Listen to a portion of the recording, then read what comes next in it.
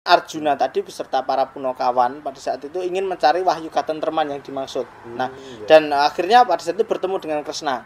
Kresna mengatakan jika Arjuna ingin mencari wahyu katentreman tersebut harus bisa menemukan namanya Sekar Pudak Tunjung Biru yang berada di Kayangan.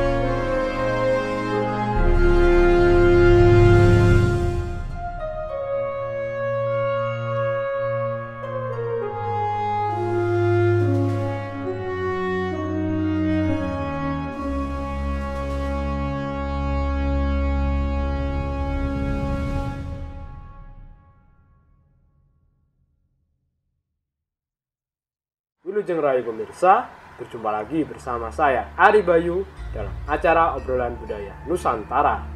Nah, kali ini saya masih ditemani oleh Mas Gurit dan akan membahas hal-hal apa saja yang ada di dalam pedalangan seperti tokoh, lakon, cerita maupun sanggit-sanggit yang ada di dalam pewayangan, khususnya wayang kulit Jawa.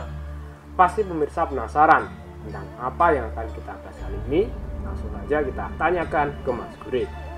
Nah, selamat malam Mas Gurit. Selamat malam Mas Bayu. Sebelumnya kita telah membahas lakon yang berkaitan dengan para Pandawa. Ya. Nah, lalu kali ini Mas, saya masih penasaran tentang salah satu tokoh yang ada di dalam pewayangan, yaitu Punakawan, yang terdiri dari Semar, Gareng, Petruk, Agong. Ya. Nah, lalu apakah masih ada lakon yang berkaitan dengan tokoh para Punakawan itu? Oh ya Mas Bayu, menjawab pertanyaan Mas Bayu langsung saja bahwasanya ya ada beberapa tokoh Mas Bayu, ada beberapa lakon yang mengisahkan tentang para Punakawan. Ada Petruk dadi ratu, ada Bagong dadi ratu. Umumnya yang biasanya mengangkat tokoh Punakawan menjadi lakon sentral, tokoh sentral tadi biasanya terdapat lakon carangan yang biasanya dilakukan oleh dalang-dalang Jogja. Banyak sekali yang mengisahkan yang menampilkan Punakawan tadi sebagai tokoh sentral seperti itu. Namun biasanya di Pedalangan Gaya Surakarta yang saya ketahui ada salah satu lakon yang mengisahkan para Punakawan yang menjadi tokoh sentral di situ adalah si Semar, yaitu lakon Semar Boyong. Semar Boyong tadi salah satu lakon yang kerap ditampilkan, dipentaskan oleh dalang-dalang umumnya. Seperti itu Mas Bayu. Karena lakon tersebut sangatlah menarik. Nah, yang saya ketahui tentang lakon tersebut dimulai ketika di negara Astina, Prabu Duryudana tadi sedang dihadap oleh para abdi-abdinya, ada Durna, ada Sengkuni dan Padita, karena mereka sedang membahas tentang bahwasannya negara Astina pada itu sedang tertimpa sebuah pagebluk atau bencana, dan sang raja tadi mendapat wangsit agar negara tersebut bisa kembali tentram, kembali ke semula. Harus bisa memboyong yaitu Kiai Lurah Semar, salah satu Punakawan tadi, dan akan dijadikan tumbal. Nah, para abdi dan para Kurawa tadi pun bersedia menjalankan tugas tersebut untuk bisa memboyong Semar dari Karanggadempel menuju negara Astina.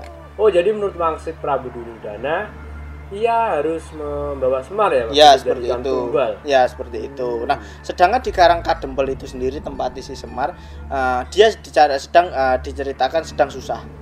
Semar tadi sedang susah karena ditinggal oleh istrinya yaitu Dewi Kanastren. Jadi Kanastren tadi pergi dari Karanggadempel. Nah, tiba-tiba datanglah para Kurawa mengatakan pada saat itu dia ingin memboyong si Semar tadi. Nah, pada saat itu juga datang si Anoman. Datanglah si Anoman mengatakan bahwasanya dia ingin memboyong si Semar tadi untuk dibawa ke negara Poncowati. Nah, di situ para Kurawa tadi dan bersama Anoman saling berebut untuk bisa mendapatkan si Semar, dan terjadilah peperangan di antara mereka. Nah, ternyata tidak hanya si mereka berdua, Kurawa dan Anoman. Di situ datang Gatotkaca mengatakan bahwasanya Arjuna pada saat itu sedang mengalami sakit dan menurut para Pandawa dia bisa sembuh jika ditunggoni si Semar tadi. Intinya Gatotkaca juga ingin memboyong si Semar. Nah, Semar mengatakan kepada Gatotkaca bahwasanya terlebih dahulu Gatotkaca harus bisa memisahkan para Kurawa dan Anoman yang sedang berperang itu tadi, Mas Bayu. Oh, jadi sekarang Gatotkaca harus bisa memisahkan para Kurawa dan Anoman yang sedang berperang ya? Seperti itu. Nah, terus apakah ia bisa, Mas? Nah, diceritakan akhirnya Gatotkaca berhasil memisahkan mereka berdua tadi. Mereka berdua akhirnya berhasil dipisahkan, lalu didudukkan bersama-sama oleh si Semar. Lalu di situ Kiai Semar mengatakan bahwasanya dia memiliki syarat untuk bisa memboyongnya harus bisa membawa namanya Sekar Pudak Tunjung Biru. Sekar sebagai syaratnya itu tadi. Di situ diceritakan para Kurawa dan Anoman beserta Gatotkaca pun bersedia. Bahkan si Punokawan, anak-anak si Semar, si Gareng Petruk Bagong tadi menjadi saksi atas permintaan si Semar tadi dan diminta mengikuti Gatotkaca ke negara Amarta, seperti itu, Mas Bayu. Oh, jadi Semar memiliki permintaan itu ya, Mas? Ya. Permintaannya apa, Mas tadi? Sekar Pudak Tunjung Biru. Sekar Pudak Tunjung Biru. Nah, seperti itu. Nah, diceritakan Raden Lesmanane si Anoman, bukan Lesmana anak Duryudana. Beda lagi Lesmanane Ramawijaya, ada yang mengatakan namanya Lesmana Murdaka. Nah, diceritakan Lesmana Murdaka bersama Anoman tadi akhirnya memutuskan untuk pergi ke kayangan namanya Kayangan Alang-Alang Kumidet untuk mencari Sekar Pudak Tunjung Biru tadi, karena mereka mengetahui bahwasanya syarat tersebut berada di tempat tersebut. Nah, sedangkan di negara Amarta, di situ para Pandawa tadi sedang bersama si Kresna dan juga Baladewa menerima kedatangan si Gatotkaca beserta para Punokawan.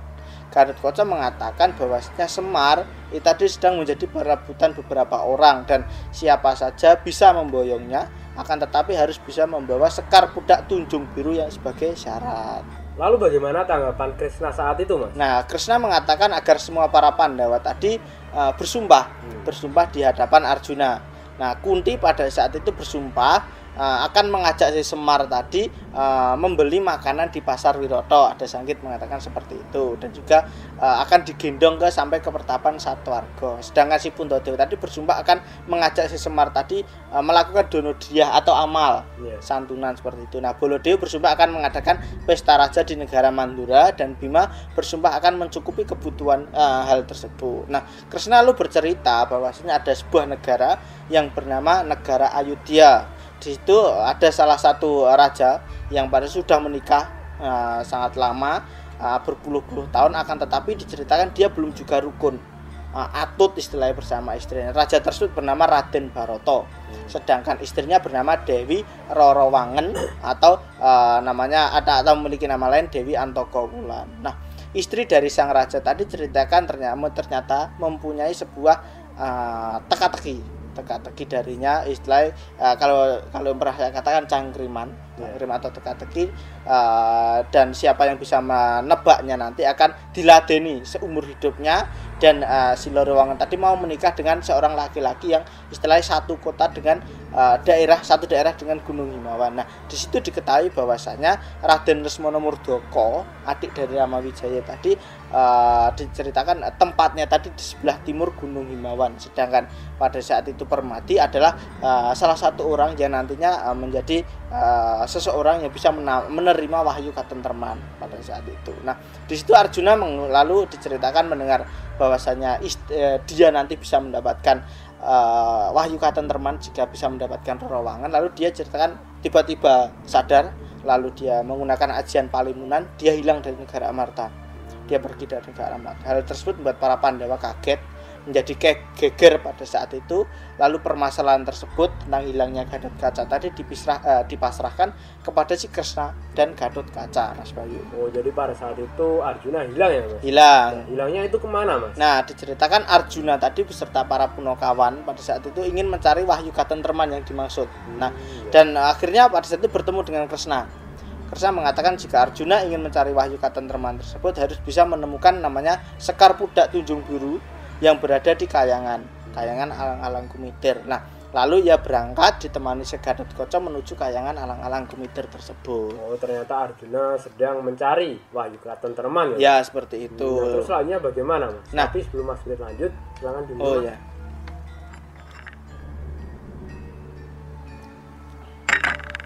Silakan dilanjut, Mas. Nah, sedangkan di Kayangan Alang-Alang Kumitir tersebut, di situ tempatnya namanya Sang Hyang Wenang. Sang Hyang Wenang. Nah, Sang Hyang Wenang pada saat itu ternyata sudah dihadap oleh si Raden Lesmana Murdaka, satria dari Giri Kastuba, dan si Anoman. Kedatangan mereka ingin meminta Sekar Pudak Tunjung Biru tadi. Nah, di situ Sang Hyang Wenang lalu memberikan. Nah, pada saat itu juga datanglah si Arjuna. Arjuna tadi datang meminta sama yang diminta oleh si Raden Lesmana Murdaka tadi, akan tetapi di situ ternyata bunga tersebut sudah diberikan kepada si Lesmana. Arjuna sedih, akan tetapi ternyata dia tidak tinggal diam dan berusaha mengejar Raden Lesmana untuk bisa mendapatkan Sekar Pudak Tunjung Biru. Nah, Arjuna dan Gatotkaca pada saat akhirnya mencari dan bertemu dengan Raden Lesmana Murdaka. Nah, dirinya pada saat itu dengan baik-baik meminta Sekar Pudak Tunjung Biru itu tadi, Mas Bayu. Nah, lalu apakah Raden Lesmana Murdaka itu memberikan Sekar apa, Mas? Pudak Tunjung Biru itu tadi. Nah, akan tetapi ternyata pada saat itu tidak diberikan. Lalu terjadi perebutan di antara mereka berdua, terjadi peringan. Nah, bunga tersebut akhirnya berpisah. Bunga Sekar Pudak Tunjung Biru tadi berpisah menjadi dua. Terpisah menjadi dua, yang satu dibawa Raden Lesmana pergi beserta Anoman, dan sisanya tadi dibawa Arjuna. Nah, diceritakan si Lesmana Murdaka tadi pergi ke negara Ayodhya. Sedangkan si Anoman tadi diutus untuk kembali menuju negara Pancawati memberikan Sekar Pudak Tunjung Biru tadi kepada Sri Rama. Pada saat itu tadi di situ dikisahkan bahwasanya epos Mahabharata dan Ramayana tadi masih berkesinambungan, masih sama-sama ada. Jadi tokoh yang ada di Mahabharata seperti Arjuna tadi masih ada, dan Rama Wijaya pada itu masih dikisahkan hidup. Nah, pada saat itu kita kembali ke lakonnya. Nah, setelah itu diceritakan si Krishna tadi bersama si Gatotkaca tadi agar kembali, mengatakan agar kembali ke negara Amarta membawa sisa Sekar Pudak Tunjung Biru. Nah, Arjuna pada saat ceritakan ingin menagih janjinya pada si Krishna tentang siapa sih Roro Wangen tadi di negara Ayodhya. Maka diceritakan mereka tadi berdua, si Krishna dan Arjuna tadi menuju negara Ayodhya untuk mencari Wahyu Katentraman yang berada di sana. Seperti itu. Nah, sedangkan pada saat diceritakan di negara Ayodhya, yaitu Prabu Barata tadi sedang dihadap oleh adiknya, yaitu Raden Satrugna. Dan baru saja diceritakan dia datang dari negara Poncowati. Nah, tidak berselang lama datanglah Raden Lesmana Murdaka tadi mengatakan dia adalah wakil dari Prabu Ramawijaya. Kan si Barata tadi adik Ramawijaya, Mas Bayu, perlu diketahui. Nah, Prabu Barata tadi mengatakan bahwasanya dia belum rukun dengan istrinya Dewi Roro Wangen tadi, karena istrinya tadi memiliki sebuah batangan atau cangkriman dan kepada suaminya, dan suaminya tadi tidak bisa menjawab. Mereka kebingungan. Nah, karena merasa si Barata tidak mampu, akhirnya meminta tolong kepada si Raden Lesmana menjadi wakilnya si Barata untuk menjawab batangan tersebut. Nah, di situ ceritakan Raden Lesmana menuju ke Daton untuk bertemu si Dewi Roro Wangen, istrinya Raden Barata. Oh, jadi sekarang Raden Lesmana Murdaka itu jadi wakil dari Prabu Barata ya? Ya, benar sekali. Nah, lalu apakah ia bisa menjawab cangkriman tersebut? Nah, diceritakan pada saat itu si Dewi Roro Wangen pada saat itu sedang berada di taman tersebut di Kedaton. Tiba-tiba datanglah si Raden Lesmana Murdaka tadi menemui dan mengatakan bahwasanya dia menjadi wakil Prabu Barata. Roro Wangen lalu mengeluarkan teka-tekinya, dan singkat cerita di situ ternyata batangannya si Dewi Roro Wangen tadi berhasil dijawab dengan tepat oleh si Raden Lesmana Murdaka. Nah, tiba-tiba pada saat diceritakan sang Dewi kaget. Dia lalu menyembah Raden Lesmana dan mengatakan dia ingin menjadi istri si Raden Lesmana, karena yang bisa menebak tadi adalah dirinya, bukan si suaminya si Raden Barata, Mas Bayu. Nah, lalu bagaimana respon dari Lesmana Murdaka, Mas, atas permintaan dari Dewi Roro Wangen seperti itu? Nah, Raden Lesmana pada saat itu tidak mau karena dia merasa hanya sebagai wakil, dan juga bersumpah dia akan wadat. Nah, sebagai wakil pun terus pada saat itu karena tidak enak hati, si Roro Wangen adalah istrinya Barata, lalu dia meninggalkan sang Dewi tadi, akan tetapi terus dikejar pada saat itu. Nah, diceritakan perjalanan si Krishna dan Arjuna tadi telah sampai di negara Ayodhya, dan dia mengetahui kejadian tersebut. si sang Dewi ngoyak-ngoyak Lesmana tadi. Nah, pada saat itu Kresna tadi mengatakan kepada si Arjuna agar menemukan cara dan juga si Kresna mengatakan bahwasanya yang dicari Roro Wangen tadi adalah itu tadi, Mas Bayu. Nah, pada saat karena Lesmana tadi telah bersumpah sebagai wadah dan lalu meninggalkan sang Dewi, Arjuna lalu pada saat itu menemui sang Dewi, lalu dia bersemedi dan Roro Wangen tadi ceritakan bisa berubah badar menjadi wahyu, yaitu wahyu katentrema dan manjing merasuk ke dalam si ragane si Arjuna pada saat itu, Mas Bayu. Oh, jadi sekarang Arjuna berhasil mendapatkan wahyu katentreman. Ya, yang berwujud sang Dewi Roro Wangen tadi. Nah, selanjutnya di negara Pancawati, di situ Prabu Ramawijaya menerima kedatangan Lesmana. Jadi Lesmana tadi setelah dioyak tadi kembali ke negara Pancawati.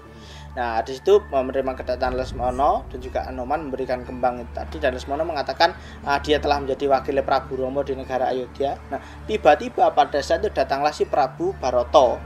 Raja negara Ayodhya mengatakan bahwasanya Raden Lesmana telah menggoda istrinya Dewi Roro Wangen. Nah, sang Prabu Rama karena dia juga titis ini mengatakan dia telah tahu siapa yang menggoda tadi adalah si Arjuna, satria dari Pandawa. Nah, di situ Prabu Rama mengatakan dia akan memboyong si Semar dari Karangkandapal menuju negara Pancawati. Nah, hal tersebut lalu disetujui oleh para yang pada saat adalah Lesmana Murtuka, Barata dan Aman menyetujui hal tersebut. Nah, akhirnya mereka berangkat, sedangkan di Karangkandempel di situ Semar menerima kedatangan para Pandawa dan juga Kresna memberikan sekar pudak tunjung biru yang dibawa Gatot-kaca tadi. Nah, dan di situ datang juga Prabu Rama berserta Lesmana dan Barata tadi datang membawa sekar yang sama dan diterima juga oleh Semar. Nah, diceritakan pada saat itu Semar bersemedi dan pada saat itu Prabu Rama tadi berubah menjadi Dewi Kanastren. Dan dia mengatakan bahwasanya Dewi Kanastren tadi mengatakan bahwasanya Prabu Rama telah selesai dharmanya telah selesai dan memasrahkan ketentraman bumi tadi menjadi kewajiban para Pandawa pada saat itu. Nah, maka dari itu Semar diminta untuk bisa ikut dengan para Pandawa. Jadi istilahnya mau diboyong melu Pandawa. Nah, dan yang menjadi penitisan Prabu Rama selanjutnya adalah si Prabu Kresna. Dan di situ Prabu Baladewa tadi menjadi penitisan si dari Lesmana. Lesmana dan kan Lesmana kan wadat, dan pada saat ceritakan Prabu Baladewa kan sudah menikah dengan istrinya, maka diceritakan Baladewa tadi tidak memiliki istri lain, istrinya hanya satu, berbeda dengan Kresna, berbeda dengan Arjuna dan Bima. Dan yang paling setia tadi bisa dikatakan adalah si Baladewa, hanya mempunyai satu istri. Nah, sedangkan si Anoman dia kebingungan, dia mau suwita ke sopo, dan Anoman tadi diminta untuk mengabdi kepada Pandawa dan juga Kresna yang merupakan titis Wisnu, titisane Prabu Ramawijaya seperti itu. Dan di situ kesimpulannya akhirnya Semar tadi diboyong ke negara Amarta ikut dengan para Pandawa seperti itu. Dan si Duryudana tadi gagal bisa memboyong si Semar karena dia tidak bisa mendapatkan syarat tersebut. Nah, seperti itu Mas Bayu. Pertemuan kita kali ini, bahasan kita kali ini tentang lakon Semar Boyong menurut versi saya seperti itu. Mungkin nanti pemirsa memiliki versi-versi yang lain tentang sanggit-sanggit mengenai lakon Semar Boyong itu sendiri. Saya tidak menyalahkan, namun sebagai pembendaraan saja sanggit-sanggit tentang lakon Semar Boyong seperti itu. Terima kasih ya Mas. Sama-sama. Tadi nanti bisa dilanjut cerita di episode selanjutnya. Ya Mas.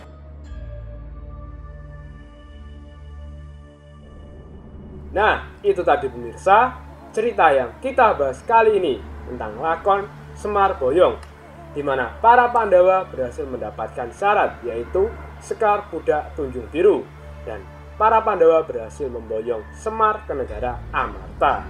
Mudah-mudahan cerita yang kita bahas kali ini bisa menambah wawasan dan pengetahuan kita semuanya tentang pewayangan, khususnya wayang kulit Jawa. Dan apabila ada salah-salah kata, kami mohon maaf. Tetap ikuti video kami selanjutnya hanya di Salam Budaya Nusantara.